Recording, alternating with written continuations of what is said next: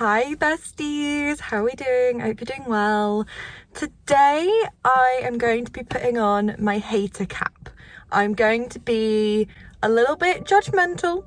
I'm going to be a little bit mean. I'm going to be a little bit critical because today we are talking about my least favourite books of 2023. Before we go into this, I just want you to remember that when I'm doing a book review, I'm going in with like 50% personal opinion and personal experience and about 50% critical, objective observation of the book. Part of it is my English literature graduate brain who's like, is this book objectively good writing? Is this book, well constructed? And the other part of me is just like, am I enjoying it? Am I having fun? Are the vibes good? So today I'm going to talk you through some of my most disappointing and least favourite books of 2023. All of these books I rated 2 stars. I did not have one single 1-star read in 2023, which is pretty impressive. Although as we go through these, I have a feeling I may want to bump some of them down to 1 star. Now I have divided these into 2 categories, inspired by Sarah without an H. Her video she did of this nature.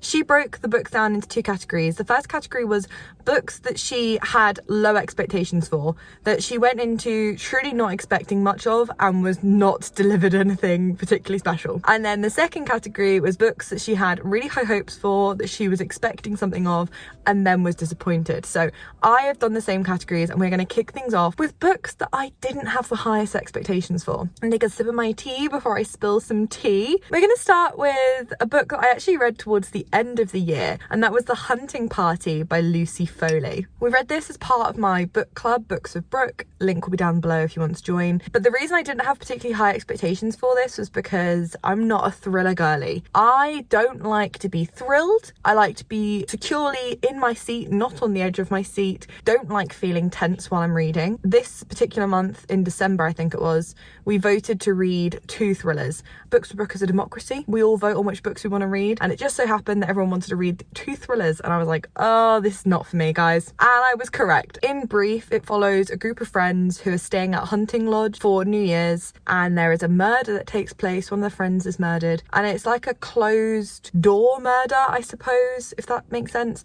Basically, all the suspects were enclosed within the hunting lodge ground, so you know that one of the people on the ground, one of the characters you meet, is going to be the killer. One of the things I did really like about this book is from the get-go, we didn't know who had been murdered. They were just referred to as the victim or the body. So it was like a dual mystery as to who had done the killing and who had been killed. That was really cool. Other than that, I didn't really like it. My main issue was the characters. I felt like they were all very, very indistinguishable, especially the men. There was like multiple couples that were on this trip and all of the men just blurred into one. They were all so similar. The pacing of the book was also really, really strange. For a lot of the book, it felt really slow, really dragged out. And then suddenly at the end, it all happened very quickly. Overall, for me, not my favourite. Next up is The Bodyguard by Emily Hayes. 2023 was the year of me trying to get into sapphic romances, and the first one I read was The Bodyguard,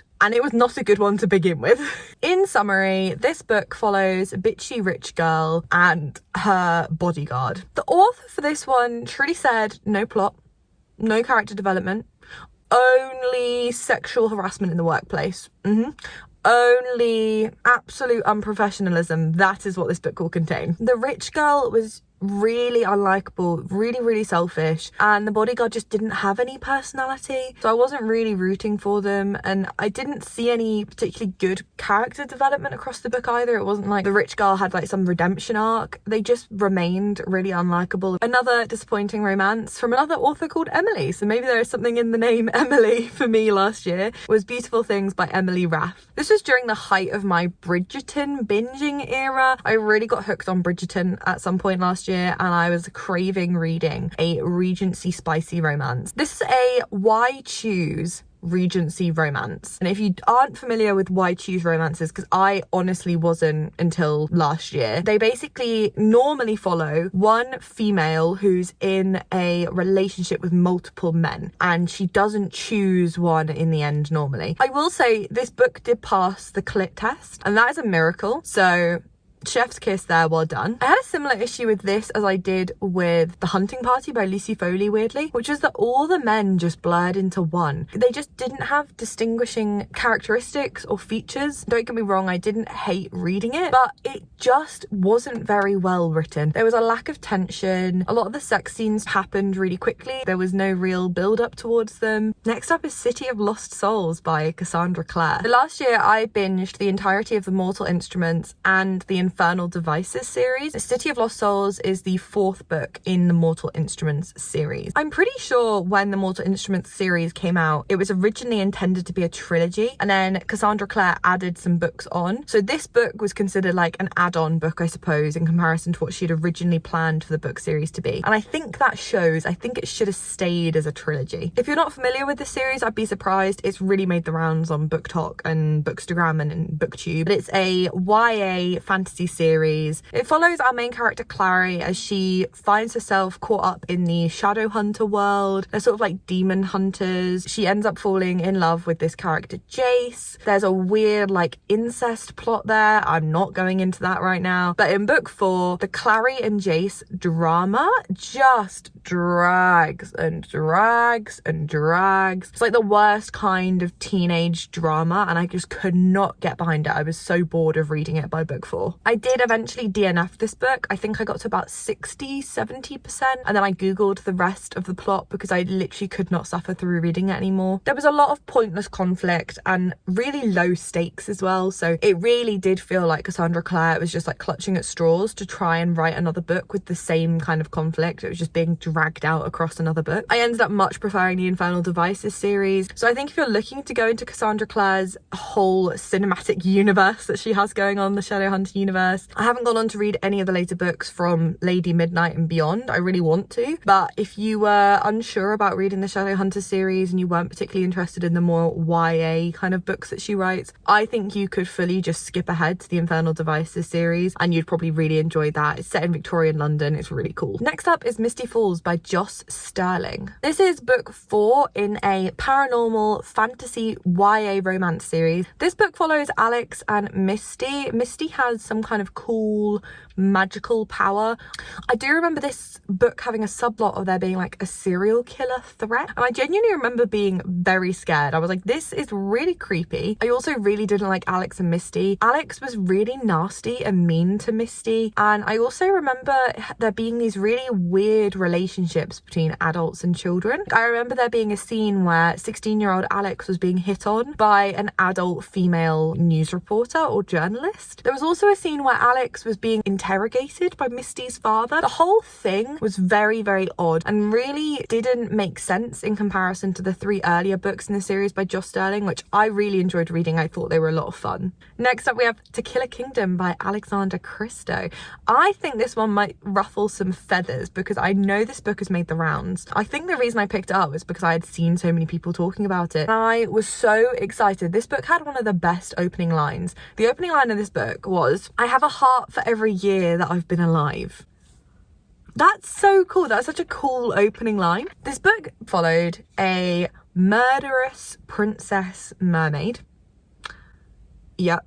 Really cool. We love murderous women who kill men. For a book with such a cool premise and such a good opening line, this was such a disappointment. The book was so slow, like painfully slow. It was really predictable and all the characters felt very, very flat. But more than anything, it was the plot holes that drove me crazy. There was magic and there was just no system, and it was never explained how any of the magic worked. I mean, there was like mer people, sea people teleporting, and it was just never explained. And there was a sea queen who apparently could see all, but then she couldn't see this glaring thing that was happening throughout the whole book. How is my bestie seeing everything but she's not seeing this one major thing that causes the conflict in the book? Overall, I just found this to be really, really underwhelming and disappointing. We're now moving into the second section of the video where we talk about the books I have high hopes for.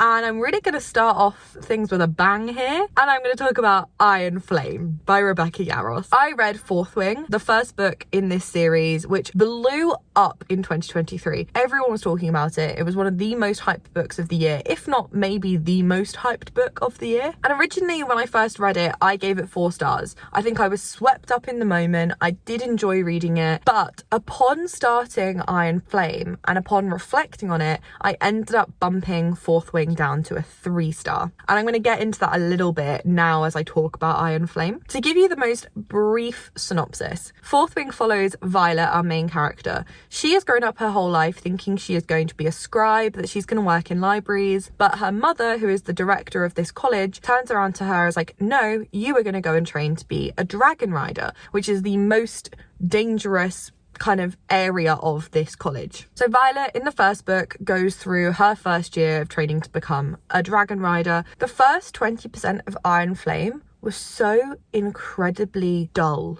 to me.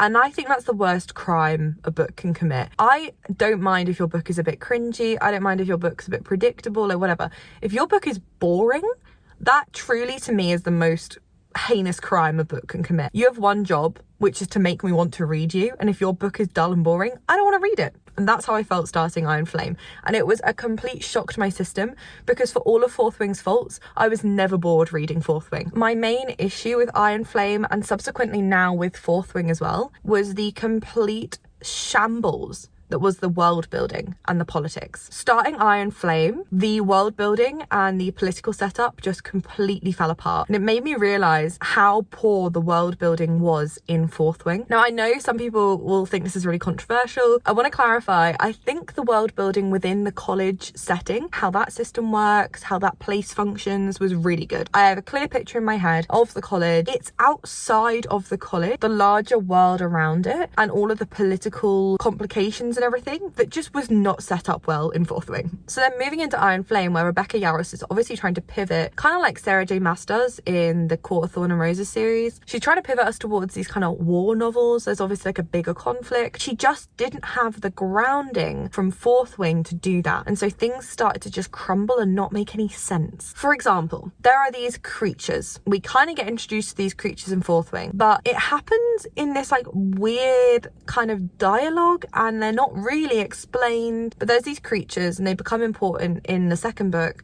but we don't know anything about them. We don't really understand where they've come from, what other countries exist in this world, how it, like, the whole thing is just very confusing. To add insult to injury, the conflict between Violet and her male romantic lead in this book is agonizing. It goes on forever. I just got so bored of it so quickly, and now I feel like I really just can't be bothered to continue with this series. I think I'm past it now. I will say I'm not a hater of Fourth Wing. Like, it's still really entertaining. I had a good time reading it, and Iron Flame for me was more heinous because I just didn't even enjoy reading it. I couldn't even sit here and be like, yeah, no, it's not well written, but the vibes are good. The vibes weren't good. I didn't enjoy it. I'm sorry. I said it. Moving on, I want to talk about Throttled by Lauren Asher. I had such high hopes for this F1 romance series because I grew up in a motorsport family. I was looking for a motorsport romance series. I'd heard good things about this one, and so I was really, really excited. This book follows F1 driver Noah and YouTuber Maya. The YouTube element of this book made me cringe. You know when authors write about social media and it just dates the book really easily? I felt like the connection between Noah and Maya was very much physical and very much sexual. I just didn't really feel that intimate connection between them as people. But the icing on the cake was I just felt like men treated women really poorly in this book, and I'm not here for that. I'm not here for it. Next up, I have 2 Elsie Silver books, which is surprising because I have many favourite Elsie Silver books that I read last year, but I also have 2 that I really didn't like. Let's talk about Off to the Races by Elsie Silver. I was knee-deep in the Chestnut Spring series and was loving Elsie Silver's cowboy romances. They're her small town romances. They're so fun, and I thought I would give her other series a chance, so I started Off to the Races. Besties, this is no Chestnut Springs. This does not live up to the expectations that I had for it. This book, from what I remember, follows Billy, who's like a horse trainer, and then Vaughn, who owns the ranch or owns the horses.